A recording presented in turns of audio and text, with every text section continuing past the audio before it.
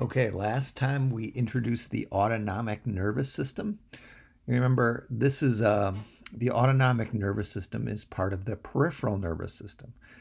The peripheral nervous system includes spinal nerves and cranial nerves, but the autonomic nervous system is a functional division.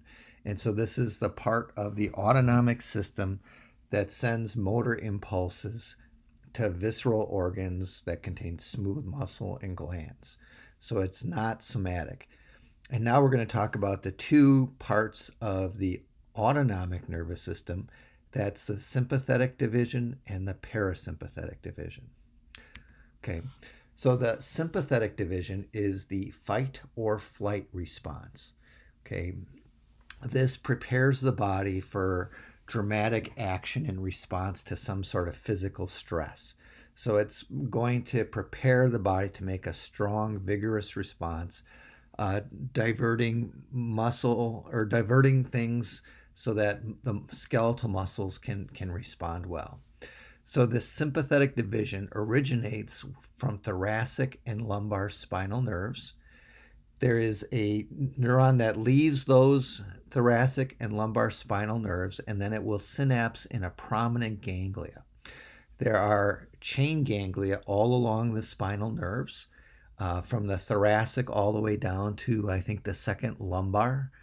And then there are also some collateral ganglia. So it's either going to be a synapse in the sympathetic chain or in the collateral ganglia. There are three of these: the celiac, the superior mesenteric ganglia, or the inferior mesenteric ganglia.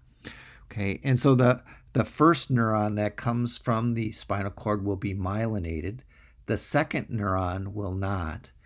The first neuron is going to release acetylcholine, and the second neuron will release norepinephrine at the organ.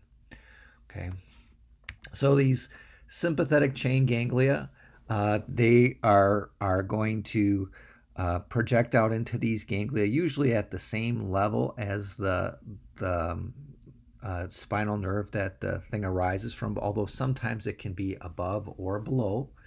Okay, and then in the ganglia is where you will have a synapse, a nerve. In some cases, the neuron will go into a specific organ, and so, like in one case, it will go right to the adrenal medulla. Okay, and so then that will cause the adrenal medulla to release norepinephrine into the blood. And so these preganglionic axons that go into the adrenal medulla are a little bit different system. And otherwise, the effect at the organ is going to be due to norepinephrine being released by the second neuron. And norepinephrine, its effects will be determined by what neurotransmitter is present. Okay, the other division of the autonomic nervous system is the parasympathetic division, and this produces the rest and digest response. Okay, and this division originates from primarily cranial nerves, the oculomotor, the facial, the glossopharyngeal, and the vagus. And then there are also some parts of this that come from sacral spinal nerves. And those parts particularly will go to the reproductive organs, to the urinary bladder, and things like that. And so here at the organs, the ganglia are going to be right at the organ, and they're going to be very small. They're referred to as terminal ganglia. And so they're not really something you can distinguish anatomically. And then there's a very short second neuron. And in this case, both the preganglionic neuron and the postganglionic neuron will release acetylcholine. So acetylcholine will tend to promote digestive activities. It'll promote excretion activities. It'll decrease activity in the lung and the heart, so it'll lower blood pressure, lower heart rate.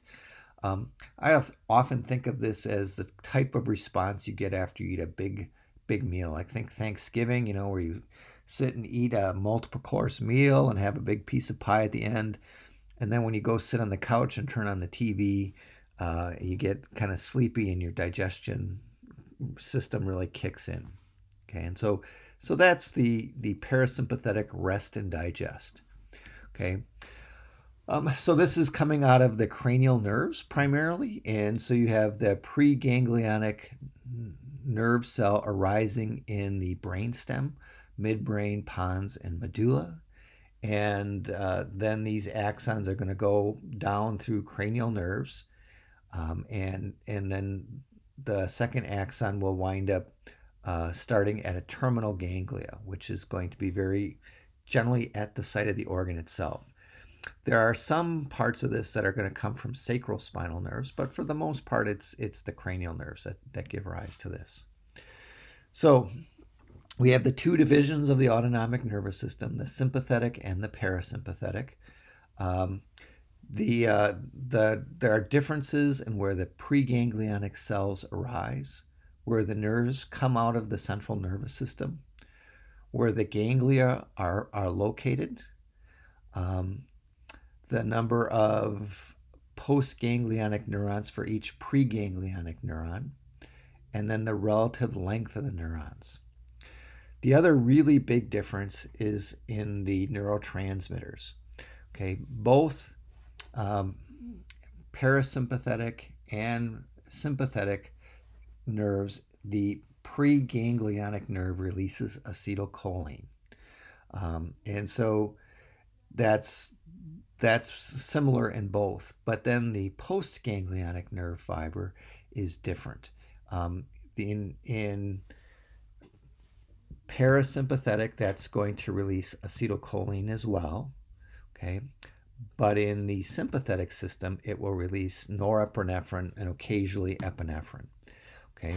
And at the organs that respond to these things, the organs are going to, their response is going to depend upon what type of receptor is present and what that receptor is linked to. In the case of acetylcholine, there are nicotinic receptors like on the skeletal muscle, and these are all excitatory. But there are also another type of receptors called muscarinic, and these can be either excitatory or inhibitory.